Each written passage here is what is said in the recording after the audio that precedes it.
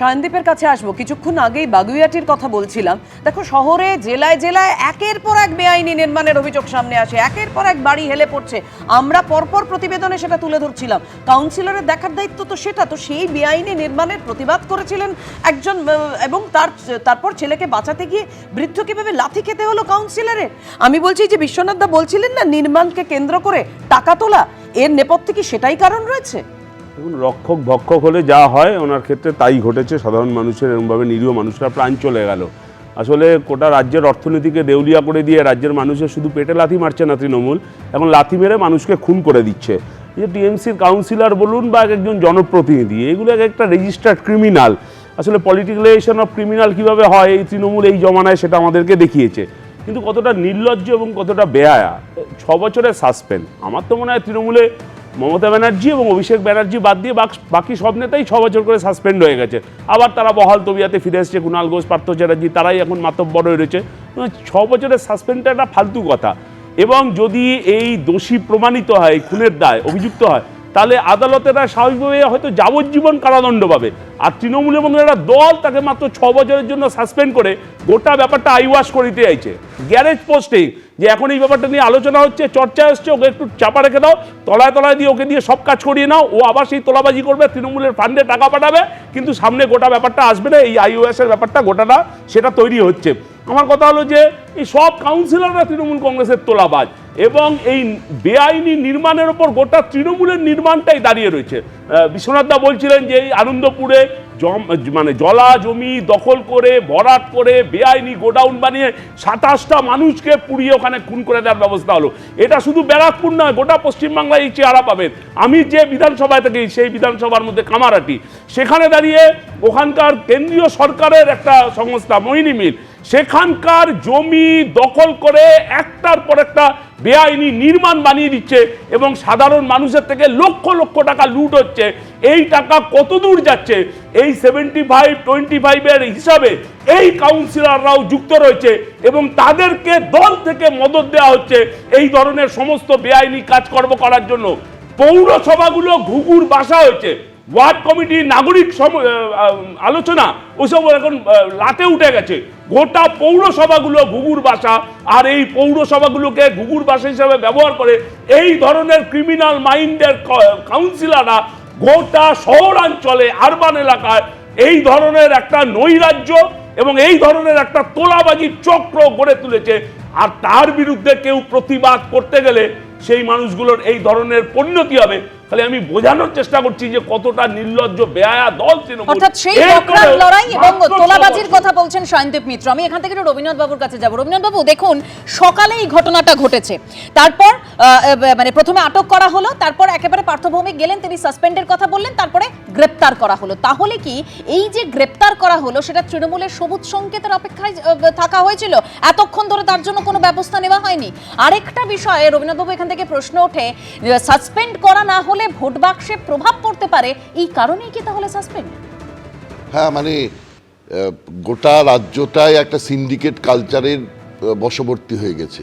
দেখুন, যে কোনো জায়গায় সিন্ডিকেট বেআইনি নির্মাণ করছে, যারা নির্মাণ করতে যাচ্ছে, যাদের নিজেদের বাড়ি করতে যাচ্ছে তাদের উপর চাপ সৃষ্টি করছে, তাদেরকে নানা রকমভাবে এই কাউন্সিলররা বিভিন্ন ক্ষেত্রে সহিংসতার পথ নিচ্ছে যাতে তাদের কাছ থেকে টাকা মানে বেআইনিভাবে টাকাটা রোজগার করা যায়, এবং সেই টাকাতে তারা নিশ্চয়ই তারা দলের কাছে পাঠাচ্ছে, কারণ দল চুপ করে থাকবে কেন? এই যে কাউন্সিলরের বিরুদ্ধে বিক্ষোভ, এটা তো এর আগেও তিনি করে যাচ্ছেন, এটাই তো প্রথম ঘটনা নয়। তাহলে এই যে ঘটনাগুলো তিনি ঘটিয়ে যাচ্ছেন, এটা দল জেনেছিল, দল সম্পূর্ণভাবে জেনে বুঝে চুপ করেছিল। আজকে যখন একজন বৃদ্ধ মারা গেলেন এবং এসআইআরের পরিপ্রেক্ষিতে গোটা রাজ্যে একটা সহানুভূতির হাওয়া বইছে, ঠিক সেই সময়ে একে যদি বাদ না দেওয়া হয়, মানে নিলম্বিত না করা হয়, তাহলে তৃণমূলের পক্ষে খুব মুশকিল ওই চত্বরে রাজনীতি করা, এবং সেই কারণেই এটা করা হলো।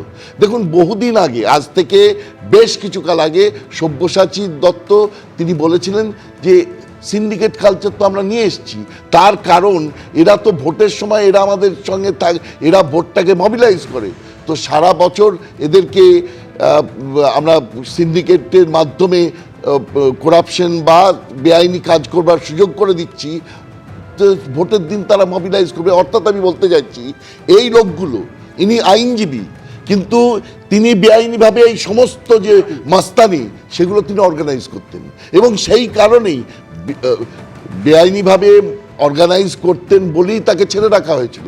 কারণ ভোটের সময়ে এইটা ফল দেবে, এই ফলটা এখন বুমেরাং হয়ে গেল দেখে তড়িঘড়ি তাকে একটা নিলম্বিত করবার প্রচেষ্টা। যে কি হবে বলুন, কদিন ভাবে হাইকোর্ট বারবার করে অবৈধ নির্মাণ ভাঙার কথা বলছে, ভৎসনা করছে, একের পর এক জায়গায় কাউন্সিলরগুলো তারা প্রত্যেককে মানে সহিংসতার বিভিন্ন জায়গায় অবৈধ নির্মাণ এবং সহিংসতা এটা গোটা পশ্চিমবঙ্গে ছেয়ে যাচ্ছে, তা সত্ত্বেও এই জিনিস তারা চালিয়ে যাচ্ছে। অর্থাৎ উপরের তলা থেকে আপনি এই কাউন্সিলরকে আপনি একটা চুনোপুটি, এর জায়গায় এর মাথাতে এমন কিছু লোক আছে যারা একে প্রশ্রয় দিয়েছে, যারা একে মদত দিয়েছে, এতকাল মদত দিয়েছে, মদতটা যখন বুমেরাং হয়ে গেল তখন একটা সামান্য কিছু করে তার হাত থেকে বাঁচতে চেয়েছে। এটা খুব দুঃখজনক। পশ্চিমবঙ্গে এই রাজনীতির শিকার আমরা সবাই হয়ে চলেছি। আমি এখানেই সুমনবাবুর কাছে আসবো। সুমনবাবু সর্বোচ্চ দলের সর্বোচ্চ নেত্রী, তিনি পর্যন্ত বলেছিলেন যারা দল করবেন দলের প্রতি দায়বদ্ধ থাকবেন, সাধারণ মানুষের প্রতি দায়বদ্ধ থাকবেন, সিন্ডিকেট সহ কোনো বেআইনি কাজে তারা নাক গলাবেন না। সেখানে একের পর এক গার্ডেন ডিচে কত মানুষ মরে গিয়েছিল বাড়ি ভেঙে, নিশ্চয়ই আপনার মনে আছে সুমনবাবু। তো একের পর এক নির্মাণ হচ্ছে, বেআইনি নির্মাণ, তখন চোখে পড়ে না কাউন্সিলরে। একজন প্রতিবাদ করতে যাচ্ছেন তখন তাকে মারাটা তার কাজের মধ্যে পড়ে। খুন করা হলো তো একজন মানুষকে, একজন ভোটারকে তো মেরে দেওয়া হলো। না দেখুন, আমি একটা বলি যে দেখুন, যে একজন সহনাগরিকের মৃত্যু হয়েছে, সেই মৃত্যু নিয়ে কোনো দুঃখ প্রকাশ কেউ না করেই সরাসরি তৃণমূল কংগ্রেসের বিরোধিতা করছেন। হ্যাঁ, বিরোধিতা করার জায়গা রয়েছে, আপনারা নিশ্চয়ই বলবেন, সেটা নিয়ে কোনো কথা না, কিন্তু কোনো সেই যে মানুষটি মারা গেছেন তার প্রতি কোনো শ্রদ্ধা প্রকাশ করলেন না। আর বেআইনি নির্মাণের কথা বা বেআইনি অর্থের কথা যেটা বলছেন, এটা তো খুব স্বাভাবিক। আপনি গোটা ভারতবর্ষের যে কোনো রাজ্যে আপনার গাড়ি নিয়ে যান, ক্ষেত্র সমীক্ষা করুন। রবীন্দ্রনাথ বাবুরা তো তারা অধ্যাপক, তারা ক্ষেত্র সমীক্ষা করেন। ক্ষেত্র সমীক্ষা করে দেখুন যে অন্যান্য রাজ্যের যে সমস্ত পুরসভাগুলো রয়েছে, সেই পুরসভাগুলোর কীভাবে বাড়িঘরদর তৈরি হয়, বাড়িঘরদরের যে নিয়ম নীতি পালন করা উচিত সেই নিয়ম নীতি সেখানে পালন করা হয় কিনা, একাধিক উদাহরণ আমি দিতে পারি। আমি সেটা নিয়ে বলছি না, ঘটনা হচ্ছে যে যেটাতে গুরুত্ব দেওয়ার কথা আমি বারবার ধরে বলছি। এই যে সিপিএম এর প্রতিনিধি এত বড় বড় কথা বললেন, আমার কথা বলুন তো, যে 2011 সালের যে নেতাইয়ের ঘটনা, সেই নেতাইয়ের ঘটনাটা রথীন দণ্ডপাঠের বাড়ি থেকে ঘটনাটা ঘটেছিল এবং তারা প্রত্যেকে পলাতক ছিল, পরবর্তীকালে ধরা পড়েছিল। আপনি বলুন তো যে তারা যখন জামিন পেল দল তারা সাপোর্ট করেছে কিনা বা দল তারা করছে কিনা। ফলে এই যেই কথাগুলো এখন বলছেন না, এই কথাগুলো বলে আপনারা কিন্তু ঘোলা জলে মাছ ধরতে চাইছেন, আপনারা সমস্যার সমাধান করতে চাইছেন না। আজকে ধরুন এই যে বিজেপি প্রতিনিধি এত কথা বলছেন, আজকে উত্তরপ্রদেশের উন্নয়নের এই যে কুলদীপ সিং সেঙ্গার, তিনি একজন এমএলএ, তার নির্দেশে একজন নির্যাতিতার বাবা তাকে মৃত্যু ঘটানো হলো। আপনি ভেবে দেখুন সেই জায়গাটা এমন সন্ত্রাসের পরিবেশ করে রেখেছে যে ফলে খুব স্বাভাবিকভাবে সেই জায়গায় বিজেপির বিরুদ্ধে কথা বলা ফলে আজকে যে ঘটনাটা ঘটেছে সেই ঘটনাটার ক্ষেত্রে খুব স্বাভাবিকভাবে রাজধর্ম পালনের কথাটাকে উল্লেখ মানে সুমনদা কোথাও গিয়ে হয়ে গেল যে বাইরের রাজ্যগুলোতে খুব খারাপ কাজ হচ্ছে, আপনার কথা যদি আমি ধরেও নিই, তার জন্য এখানেও সেই খারাপ কাজটা করবে এবং সেটা তৃণমূল করবে, সেটা থেকে শিক্ষা নেবে না। আমি বলছি যে কতটা নির্লজ্জ হতে পারে মানুষ। আর আপনাদের মনে রাখতে হবে 16 সালের ঘটনা, তৃণমূল এসছে তখন সবে 5 বছর, 41 নম্বর ওয়ার্ড বিধাননগর পুরসভা, কাউন্সিলরের নাম অনিন্দ্য চ্যাটার্জি, মনে আছে আপনার? শেখ হাসিনা ফোন করে মমতা ব্যানার্জিকে বলেছিলেন যে তোমার দলের কাউন্সিলর তোলা তুলছে। তিনি জামিন পেয়েছিলেন কেন জানেন? জামিন পেয়েছিলেন পুলিশ তাকে 60 দিন পার হওয়ার পরও চার্জশিট দিতে পারেনি। আরে লজ্জা করা উচিত, আপনারা ইন্টারন্যাশনাল তোলাবাজ, আপনারা কুলদীপ সিং করছেন, আপনারা সাসপেন্ড করেছেন। আপনি বলুন আপনারা কোটি কোটি টাকা তুলছেন, কর্পোরেটদের কাছ থেকে চাঁদা নিচ্ছেন, তাদের সাহায্য করছেন, বেআইনিভাবে অর্থ তুলছেন, তারপরে আবার এখানে কথা বলছেন। কুমিরের সেটা মানুষ জানে। আমি বলছি আরাবুলের নাম শুনেছেন? আরাবুল এখন সাসপেন্ড না সাসপেন্ড নয়, বলুন তো দেখি, বলতে পারবেন না। এ প্রতি সপ্তাহে সাসপেন্ড হয়, কুণাল ঘোষ সাসপেন্ড হয়েছিল 6 বছরের জন্য, কবে উঠে গেল আপনি জানতে পেরেছেন? আপনার জেনারেল সেক্রেটারি, আপনি আজকে আসার আগে জানেন যে স্যার কি বলবো, তবে সে বলে দেয় সেটা কানে বলেন। আপনাদের লজ্জা থাকা উচিত। সারা ভারতবর্ষ ঘুরতে শুরু করলেন, নিজের রাজ্যে কি অবস্থা, নিজের ঘরের কি অবস্থা আগে সেটা দেখুন। একটা পুরো ভদ্রলোক, আপনার বাবার বয়সী, আপনার বাবার বয়সী, আপনি এত নির্লজ্জ, আপনি অধ্যাপক, ছেলেদের সামনে বলবেন কি করে? আর দুর্ভাগ্য, বিরুদ্ধে কিছু বললেই তারা কেমন হা করে উঠছে। আপনি আর এরকম ভাবে একজন অধ্যাপক মানুষ তো এই ধরনের ক্রিমিনাল গুলোর পাশে দাঁড়াবেন না। প্রথম কথা হলো যে আসল criminal আমি বলি সায়নদীপ ক্রিমিনালদের পাশে কেউ ক্রিমিনালদের পাশে দাঁড়াচ্ছে না, আপনার মধ্যে ক্রিমিনাল মাইন্ড কাজ করছে। অভিযুক্তদের বিরুদ্ধে এবার দাঁড়িয়েছিল।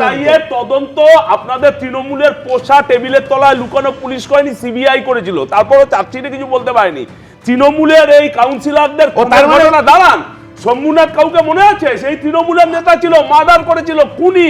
নতুন কিছু কাউন্সিলররা ক্রিমিনাল না। দ্বিতীয় কথা হলো, আর দুটো কথা শোনেন দাদা, শোনেন। ওই আপনি 11 আগে যান।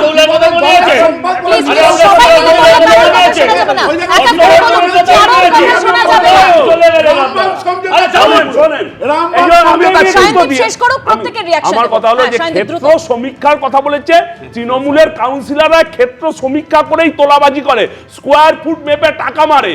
আর আমার একটা বলবো, এই রবীন্দ্রনাথ বাবু সম্পর্কে, ভট্টাচার্য সম্পর্কে যে এই যে কাউন্সিলরটা খুন করেছে, এ ওয়ান্স আপন টাইম নাকি বিজেপিতেও ছিল। সজলকে একটু উত্তর দিতে হবে। এবং যেভাবে অর্জুন সিং, আরাবুল কবে সিপিএম এ ছিল, শওকত কবে সিপিএম এ ছিল, তার উত্তর দাও তুমি। এ তো রিসেন্টলি ছিল। অর্জুন সিং বিজেপিতে চলে আসার পর তারপর গেছিল। এবং আমি বলছি যে অর্জুন সিং যেভাবে দাঁড়িয়ে বলছে, তাতে বোঝা যাচ্ছে যে অর্জুন সিং তৃণমূলের এই সব হাল হকিকত জানে। জানবে না কাউন্সিলর জানবে না অভিযোগ করলে সিপিআই আর সিপিএম করা যায়, সেইভাবে খুন হয়ে যাবে। এই ট্রেন সব একই জায়গার গরু, আমরা সব জানি, এক গোয়ালের সব। এবিপি আনন্দ, এগিয়ে থাকে, এগিয়ে রাখে।